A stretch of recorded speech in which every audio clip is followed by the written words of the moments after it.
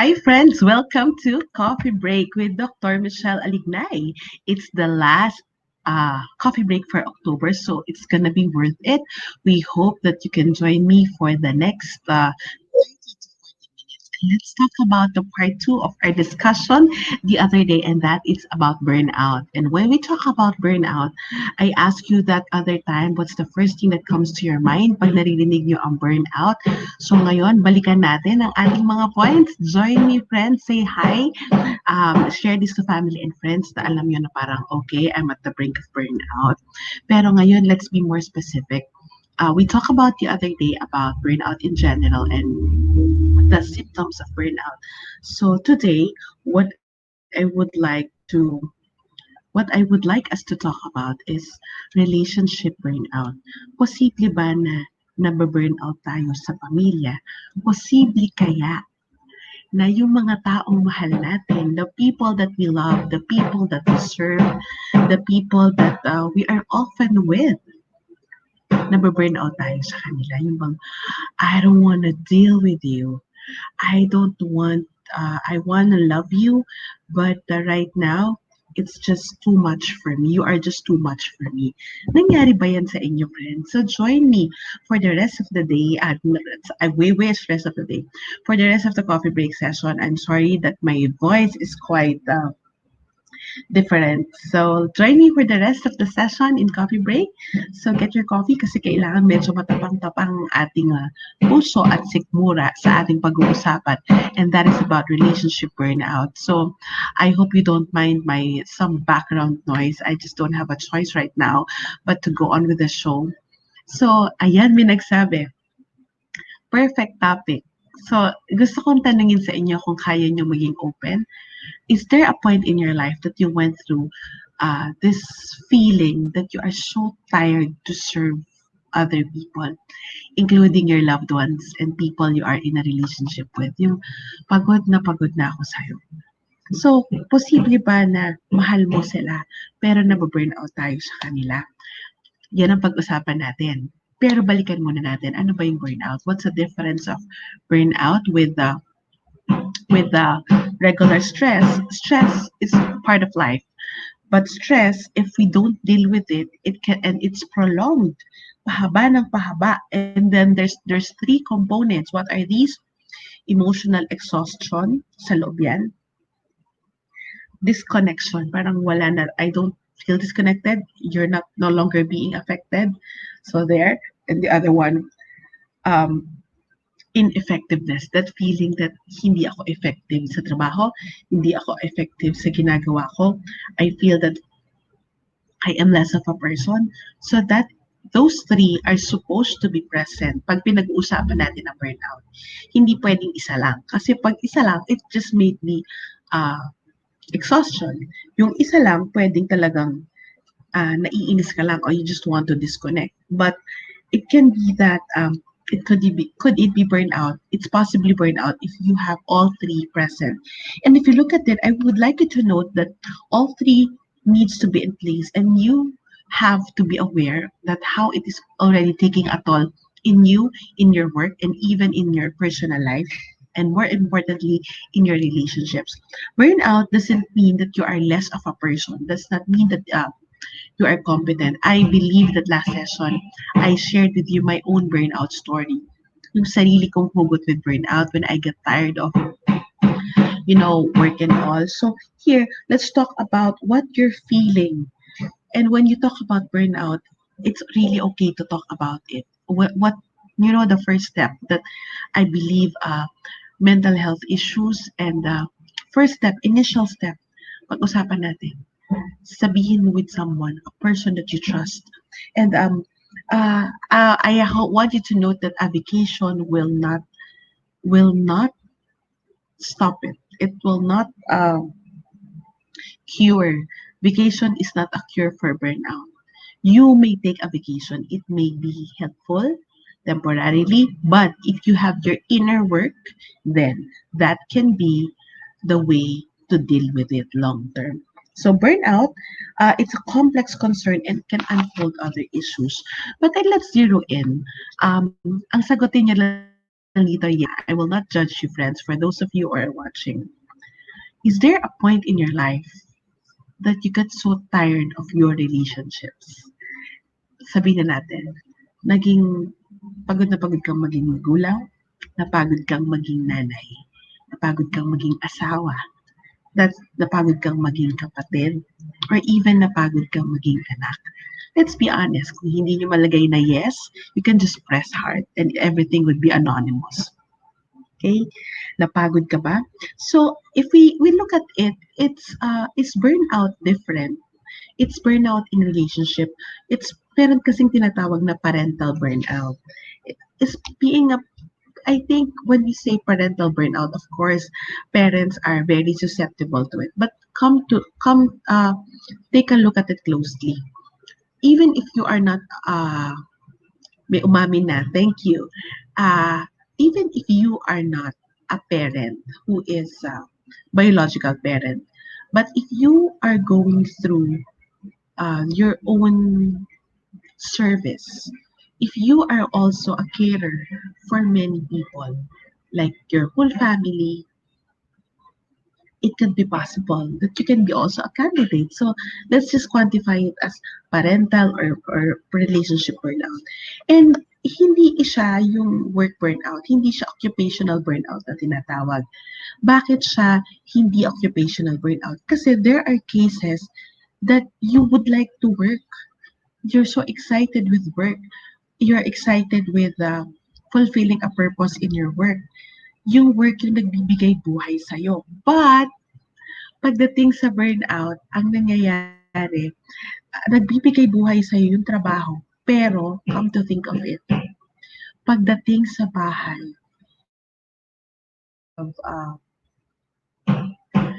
you have uh, you have something, you have something also. Pagdating sa bahay, you have a burden. You feel exhausted. You feel na parang bakit sa trabaho I am competent pero pagdating dito sa bahay, bakit nahihirapan ako? Parang I feel that I am less of a person.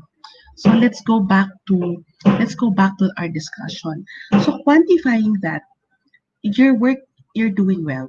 But in family, your family tires you.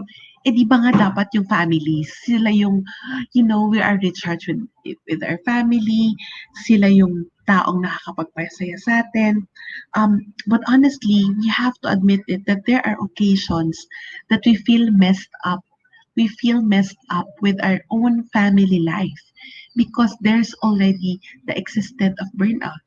We're so tired being ourselves. We're just so tired, period. So, magkaiba ba yun sa depression? Ang maraming nagtatanong, is burnout, including relationship or parental burnout, different from depression? They can overlap, as I said last time. But you have to remember, depression is context-free. Kahit sa trabaho, kahit sa personal life, kahit sa pamilya, nandyan yan. And it pervades most areas in your life. Naapektuhan yan lahat. So, ang burnout, yung iba akala nila, I'm going through mental health issue, particularly anxiety or depression. Pero pag tinignan nyo, there's a part of your life that energize you. It could be work, it could be family. So, posible, pag yan, cut across everything. It affects everything. It could be depression. But if it's just segmented, it could be burnout. Is that clear with your friends? So, and when we're dealing with that kind of um, situation, let's go to parental burnout. May nagsabi dito kanina, napapagod maging nanay. Alam niyo friends, candidate talaga tayo dyan. Lalo na yung mga mga mommies na tulad ko. Because we are always in the giving profession. Lagi tayong nagbibigay, lagi tayong always active. We are always on the go. We are always, you know, trying to just give what we can, but we fail to really take note of what's happening internally happening to us. Parang feeling natin nakasalalay yung bahay, yung buhay sa atin. Naranasan niyo na ba yun, mga kaibigan? Friends, here, let's be honest. Sometimes we feel that the world will stop, our family life will stop, our kids cannot have the life that they should have. Our families would not move the way we move because of us. If that's the case, but we're so tired, could it be parental burnout? Robin Kozlowitz, Robin Kozlowitz at Psychology Today. Of course, we identified the three areas of burnout, pero ilagay natin to sa konteksto ng parental burnout or family burnout. It could be an exhaustion dahil sa unceasing demands. What's unceasing demands, Doc and Shell? Walang tigil na demands. Naramdaman niyo ba yon? Yung parang hindi na matapos-tapos. One of my favorite lines that I say, parang hindi naman sila mauubos eh. Tayo mauubos. Yung demand sa buhay, demands ng mga bata, demands ng family, demands ng buhay, hindi yan matatapos, pero tayo mauubos. So, kailangan talaga natin we need to be very much aware of it because if not, it will just, sweep us by. So, exhaustion. Kaya tayo napapagod because of the unceasing demands. Second, detachment. Yung parang we go through the day in an autopilot mode. Parang hindi na natin kailangan na sabihan, alam na natin yung gagawin. But, wala na tayong emosyon. 'Di ba? Parang, okay, basta alam mo na yung gagawin ko. Pagluluto ko kayo, gagawin ko to para sa inyo. O, nandiyan na yung ulam. Everything is provided for you.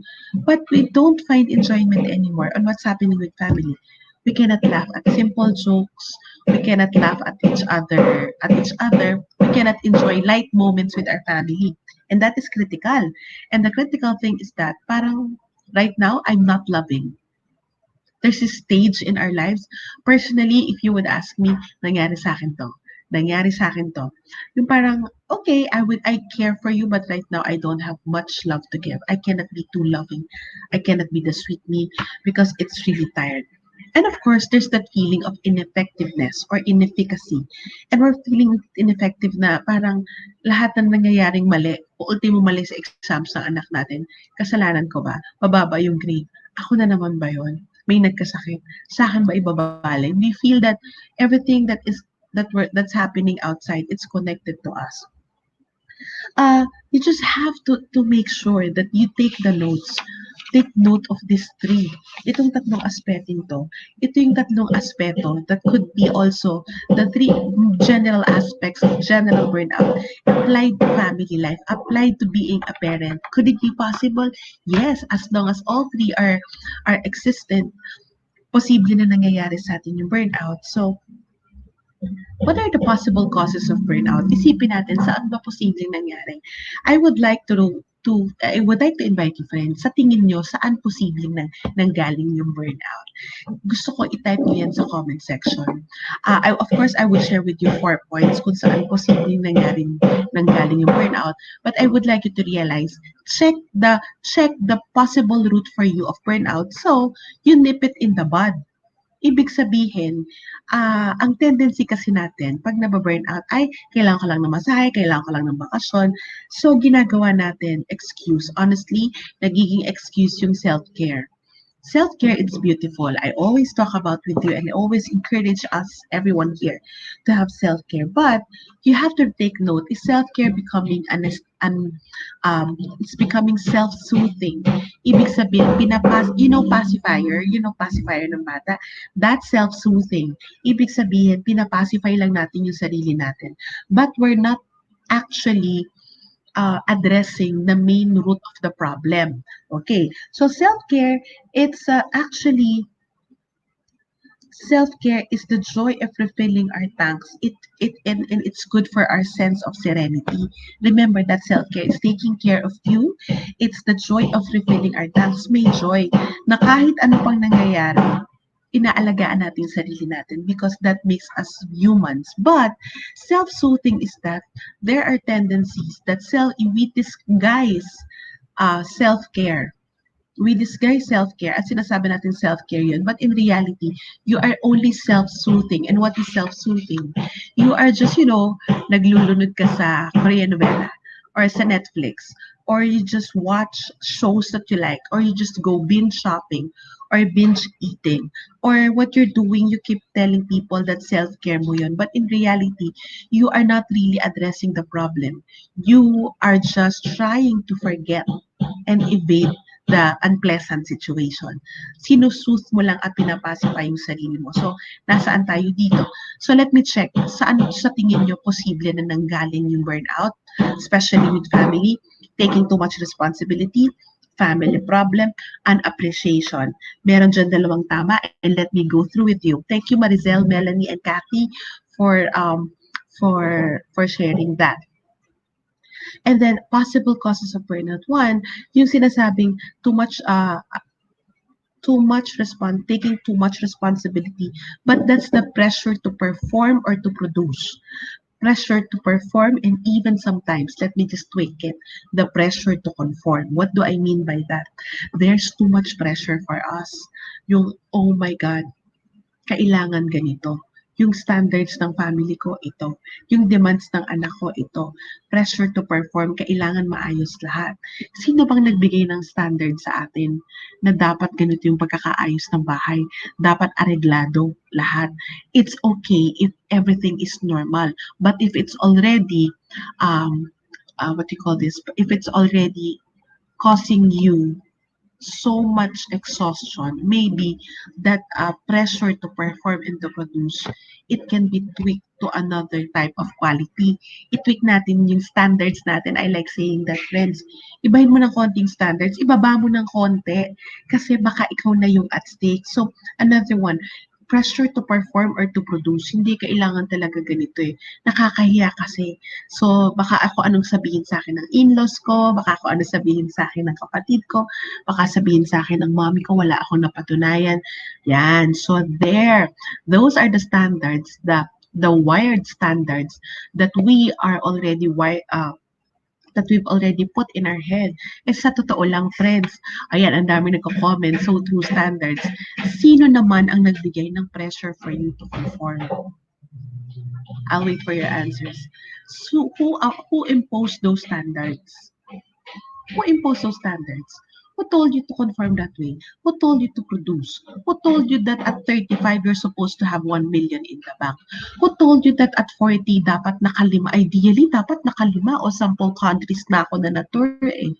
Who told you that it's all self-imposed? So why not self-impose a life that is more realistic?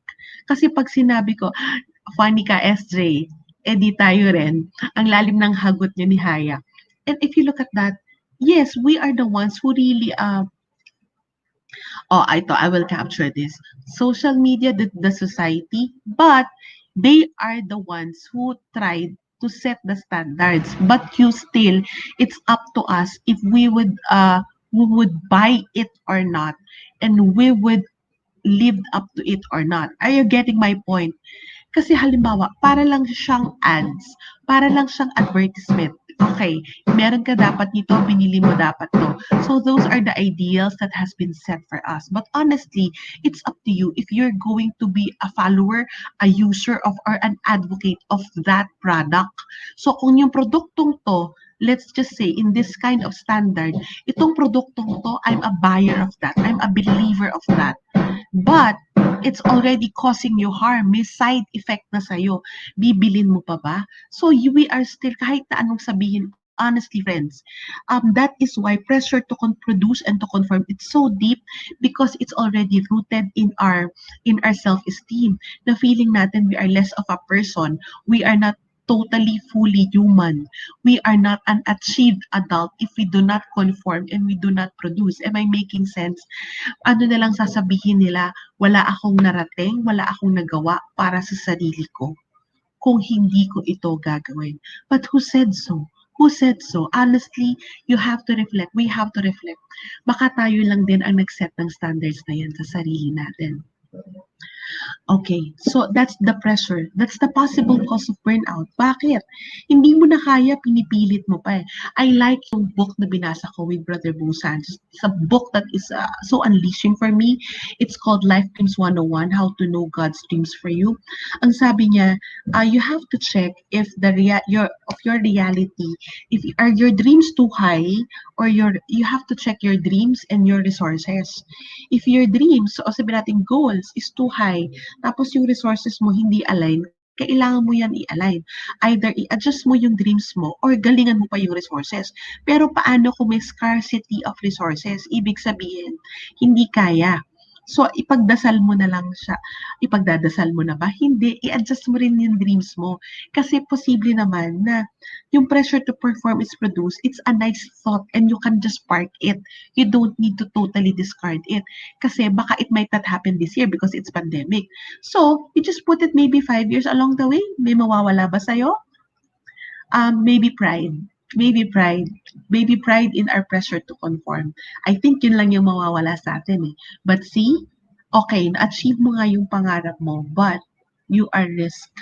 You are at risk for burnout and even for mental health concern. And di ba? Okay, for example, sa trabaho. Okay, na-achieve mo yung targets mo, yung quota mo na sinet sa sarili mo. To what extent? Hindi mo na nakakausap pamilya mo, hindi ka na makatulog. So there, you have to reflect on that. And another one, that's pressure to perform or to produce. The second, pessimism. Alam niyo meron tinatawag na negative interpretation bias. Pag tayo pagod na, lahat nakikita natin mali. I remember when I was burned out, pag nakita ko yung mali sa isang bagay dito sa bahay, pati yung kasulok-sulukan na alikabok, nakikita ko kung bakit hindi nagawa. So I have this I lash out sometimes yung parang yung nagbi-binge ako na oh, ito pa, bakit hindi niyo naligpit to? Bakit? Um, and it's crazy because there's pessimism. It's called negative interpretation bias. Tuloy-tuloy yung nakikita nating negativity. At kung di ba pag may isang tao tayong nakikita na ayaw natin, tuloy-tuloy din yung negative na nakikita natin. Ang dami niyang mali. Ay nako friends, that's called pessimism. Yung ang dami natin nakikitang mali. Lahat ng ginagawa niya, lahat ng kembot, lahat ng post na isang tao, we uh we tend to put yung ano ba yan, naghahanap ng attention, so yan, that's negativity, that's pessimism. So if everything that you feel because of you, us being tired, wala na tayong kinakapitan na goodness eh. So that's why we see a lot of negativity. So when we have that kind of pessimism already, that's a possible cause of burnout. So I like that term, damay-damay na lahat. Yes, all together now, lahat na yan pangit, diba? Pag nakita mo, because the pangit is not in the outside, but it's internal emotion, there's a struggle. So another thing, another possible cause of burnout, mindless social media scrolling. Nako, sinasabi yan, mindless social media scrolling. Ano ibig sabihin? It's a possible cause of burnout. Alam mo, hindi niyo ba napansin yan? During the start of this lockdown, if too much news about COVID, too much articles na binabasa natin about cure, we are trying to control in our heads things that beyond our control. And social media scrolling, ano na nangyari dito? Ah, you have to check who are you following. Ako, I unfollow some of the, kung magsasubscribe tayo sa lahat ng news, and then pare-pareho lang yan. And if you see, when you wake up in the morning, if it's news already, honestly, let's be human, parang wala tayo sa news in the Philippine situation. Honestly, wala tayong parang good news every day. Yung pagising mo, parang there's a lot of pessimism. Tapos makikita mo pa how people bash each other. And if your social media feed is just like that, and it's just one, it's just affecting your well-being. Second, if it's making you more negative. And third, if it's just, increasing the pressure for you to conform. Oh, for example, what's the pressure to conform during the lockdown? O naghalaman yung iba. 'Di ba when the lockdown started, lahat everybody's baking and then everybody's cooking. Meron bang dalgona coffee? Lahat ginawa natin lahat. But if we are if we use social media as a tool to connect, and that is good, but if social media is causing us irritation, causing us angst already, and if it's not good for our well-being at nababurn out na tayo, honestly, kaya po marami ang tumaas ang anxiety because I asked them, uh, what is it that you're consuming? Imagine if social media feeds is like food, and most of the food are junk food na hindi healthy sa sistema natin. What will happen to us? What will happen to us? So you have to tweak it on that aspect. SJ, I like what you said.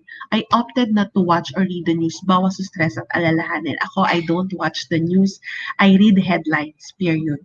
But I don't click and read all the details. And then I pray, let's just pray for the country and for all the COVID cases. So you have to check all these. It's a possible cause of burnout, especially now that people are into social media. So ang suggest ko sa inyo, choose who you follow. Choose the people that will make you feel alive and make you feel a better person. Yun na lang muna tayo. Kung ano man nangyayari sa labas, let's pray for it. Let's support when we need to. But we have to make sure that we are well and we don't get into any kind of burnout because it's so not needed at this time. But I'll be honest with you, ang dami niya ng pinagdadaanan sa ngayon. And lastly, the feeling of alone. Imagine, we have friends in social media. We are technically sinasabi nila, we are connected, but we still feel alone. If we always feel that we are alone, we don't have the support na matatakbuhan, imagine we are in the family. There's a lot of people that I read, I that they said that they realize now why they left the house because during the lockdown they're stuck with toxic family members that they cannot deal with, and even if they're with family they still felt alone. That is a sad reality, but it's good for you to be aware of how much your family members are affecting you so that you know um, the kind of moves, the kind of action step that you would do with them. uh, so here you have to secure yourself. You have to secure yourself. What's the possible, it could be burnout kung it could cause you burnout kung lagi mo nararamdaman wala kang tatakbuhan. So among your friends, you choose the people na makakaintindi sa'yo, because honestly in this time when you're adults, we just don't tell all our friends like in high school alam ng buong barkada mo nangyayari sa'yo. No, we are very selective. Ako, yan ang isang realization ko. I cannot be vulnerable to everybody I meet. I cannot just tell them what's happening to me. And I just don't want to tell everybody na ganito yung possibility. But it's a possible cause of burnout if you feel like you're alone. So you have to talk to someone credible, and you have to talk to somebody that who can hold your hands. Kath, you said, ate, paano kung kinasusuka ko na yung social media ko, it's my work. Hindi na ako halos nag-day off. So, dyan, alam ko, trabaho mo yan. Pero kailangan mo lagyan ng proper boundaries yung sarili mo. When it's the time for work and when it's the time for your well-being, so that you will not, and then you have to deviate your attention. Ito yung kailangan mo mag-self-soothing. Look for another craft, look for another hobby so you will not be burdened. Ako, I know honestly, I reached a point that feeling ko I was burned out already from speaking. Yun yung time na it will be my birthday. But I was really so tired because there was a week na parang I spoke for 10 times, and it's not the normal thing that I do. So what I did is that I took off from coffee break for about, I think it's a week, and then I took off from some work. Hindi naman totally na-ease, pero unti-unti kong inayos yung mga dapat ayusin. So, burnout doesn't ang burnout hindi automatic nangyayari. Hindi yan parang sipon. Ako sinipon. Ay, hindi yan parang sipon because of allergies na nag-aggravate na. If you see here some pokpok, there's some repairs in the house. That's why there's dust. So, but hindi yan parang sipon that it will come to you. There are triggers. And the thing is, if we are not aware of the triggers of burnout, if we are not aware of these possible causes, you have You have what it takes. We all have what it takes. We have what it takes to be able to manage it, to prevent it from happening. When burnout happens, so for burnout not to happen, these are some things that we can consider. You have to check what's causing you the most stress. You have to check what's causing you. Check the source of stress. Check the root cause of stress. Kath, sinasabi mo how to disconnect. Disconnect ka muna. Like, lagyan mo yung sarili mo ng 2 hours. Alam ko may formula yung social media kung kailan ka dapat mag-reply. Pero pwede naman na hindi ka mag-reply.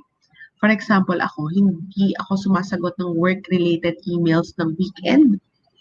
At minsan kung meron ng mga work-related na gabi, as long na pwede naman na i-put off, lalo na kung hindi kami personal ng tao, hindi kami talaga magkakilala. I don't answer. I try not to answer.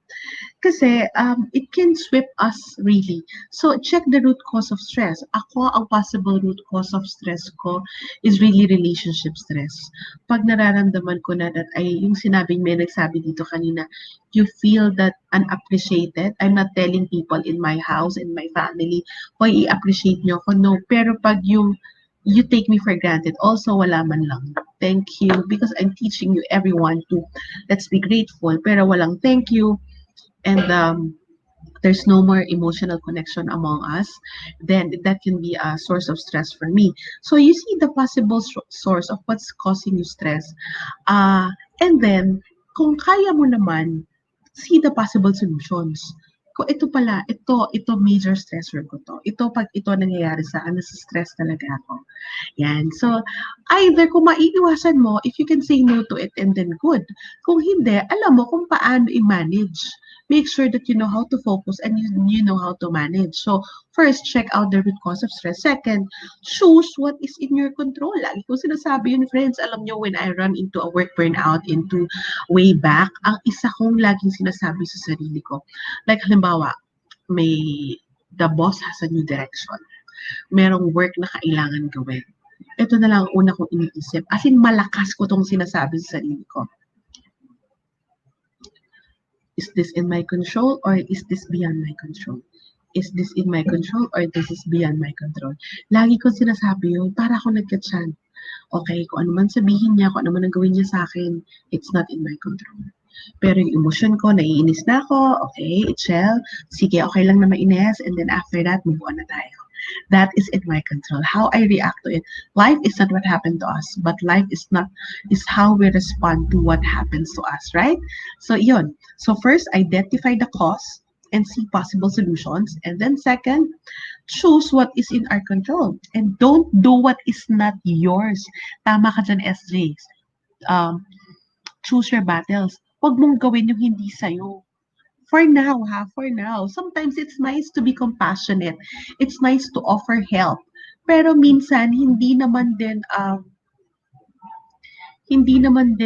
huwag mo nang saklawan yung hindi sa'yo, tapos magrereklamo tayo na pagod na tayo, na ang dami nating gagawin. Sorry, I have to use this term. Huwag naman tayo masyadong palibo, lalo na to the extent na alam mo na you're at the brink of burnout. I remember a few weeks ago, I think that was 2 months ago when I was at the brink of burnout. May work na lumapit sa akin. It's an academic work. My mentor asked me, Chel, can you do this for us? Ganyan. Sabi ko, Miss, no. Sabi niya, why? It's so easy to do it. Sabi ko, yes, Miss. But this is all in my plate. I cannot focus and I cannot think. Sabi ko, yes, kaya kong gawin yung trabaho, but to what extent? So, naintindihan niya. Well, she's my mother mentor. But she was able to understand at kailangan ko siyang hindian.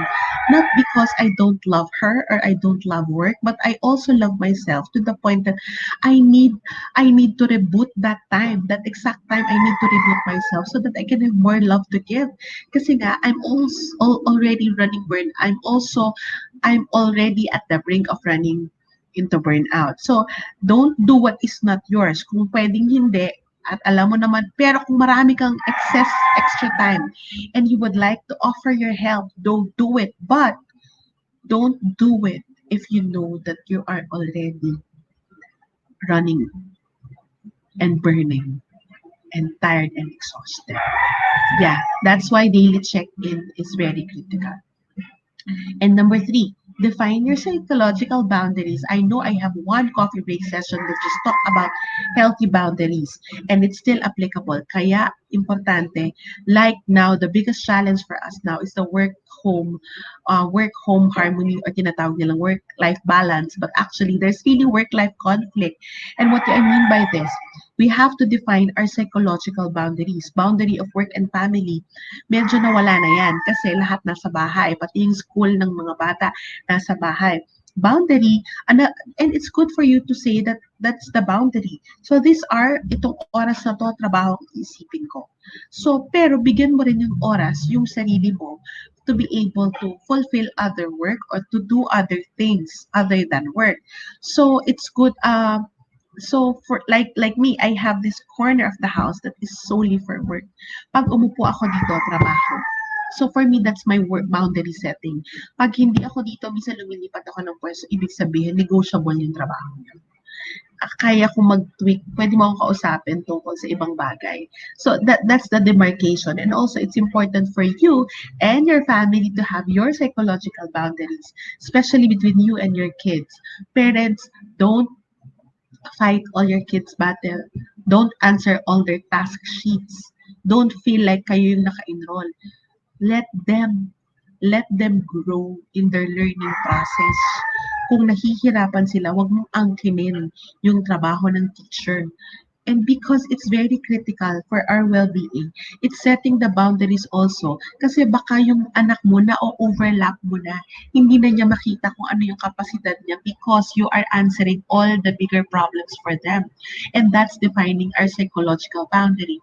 And the last part, define your psychological boundaries. You go back to our episode on healthy boundaries. It's very critical for us not to risk burnout.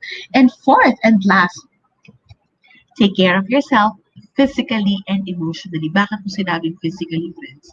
Friends, when we start taking care of ourselves physically, a lot of our physiological, meaning the hormones, and also the sorry, it's raining. It's raining cats and dogs. A lot of our psychological process are affected by the physiological process. So you have to check that, friends. You have to move. You have to move. You have to take care of yourself physically. 8 hours of sleep, good food, not much processed food. Eat healthy. Move. Hinahanap na, as I said, ako, I do yoga daily. Kahit minimum of 15 minutes, maximum of 30 minutes. Pag meron pang time, sige, todo natin ng 45 minutes, but my body longs for it. And take care of your body by being quiet also, by taking time to sit down. I like saying taking time to pause. Just don't overdo it. Even our eyes are asking for this sometimes from too much looking at the screen. So, and also you need to rest your head from too much thinking. And also you need to rest your heart. So friends, take care of yourself. Of course, lagi ko sinasabi, self-care is critical, but this is really actually what we call, this kind of self-care, this is self-maintenance. Kailangan tayo matulog ng maayos, kailangan, laging sinasabi yan, sleep well, move, and even eat well. These are no longer self-care at this time. These are self-maintenance. Para hindi tayo magkasakit, dagdagan pa natin. How do we maintain our health right now? So you have to protect yourself from burnout. Why? Oh, it's hard to be in the burnout situation right now because we are mostly home. Hindi ka pwedeng magpunta basta sa beach when you want to. You just cannot go out to the mall and take your favorite milk, tea, or coffee, or just do something that you like automatically at a whim when you want to, because life is different. So friends, the best way for you to manage burnout is to start with yourself. Check your stressors, choose your battles, define your psychological boundaries, and take care of yourself in all aspects, especially your physical aspect. Because if you take care of yourself physically, emotionally, mentally, and spiritually, it follows. Burnout, it's considered already in some areas, especially in the US, a mental health concern. Yes, it's happening. It could happen. It happened to me. And I'm not saying that it's just for work alone. It can even happen even if we are a very loving person and to the best of our relationship. Relationship burnout can happen, work burnout can happen, life burnout can happen. So why would we burn out? We have to start burning up inside us so that we have more to give. And that's it for coffee break this Thursday. I like it that my friends here in Coffee Break are always so engaged. And I invite you again, please join me. Join me in Kerygma Conference, now known as Feast Conference 2020. I hope that you look for the details of Feast Conference at feastconference.com because we're going to have an amazing weekend on it's on Feast Conference. It's on November 21, 22 at 23. Yes, it's a paid event, but I'm telling you, it's going to be a personal retreat. Yun yung tingin ko sa Feast Conference. For the past years, I've been growing with the Feast Conference, and I am just so happy and so excited to be part as one of the masterclass speakers together with my loving husband. I really hope that you can join us and share the gift of Feast Conference. Kung meron kayong Christmas gift of growth that you would like to share to family and friends, that's the gift of Peace Conference. So you can check out details at the website that I'm flashing on the screen. And friends, yes, gusto kong itanong sa inyo before I end, dahil last day na ngayon ng October for coffee break, gusto kong tanong, yes, we will still have coffee break ng November. I would like to ask you, what's the perfect takeaway for you today? Ano yung isang bagay na parang, okay, ito yung hahawakan ko and I would start with this.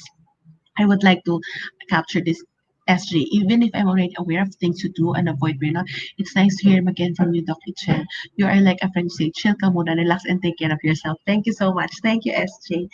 Ako rin kanina umaga, alam niyo, friends, I took a little break kasi parang iba na yung pakiramdam ko the past days. Pag nagkakaroon ako ng ganun na yung parang nasobrahan, parang, uy. So this morning, we had an errand. We went up to the hills of we went up to Antipolo to do an errand. And then, eksakto, parang, okay, even if hindi ako, bumaba lang ako for a transaction in my child's school. And then, I got some plants. And then, we went to a coffee shop na konti lang yung tao. Of course, we paused. Tapos, I did not bring my laptop. I just bring a notebook. Tumunga nga sandali. Nagkape, tumunga nga sandali. I check out some my phone and did some things. And I did not cram myself.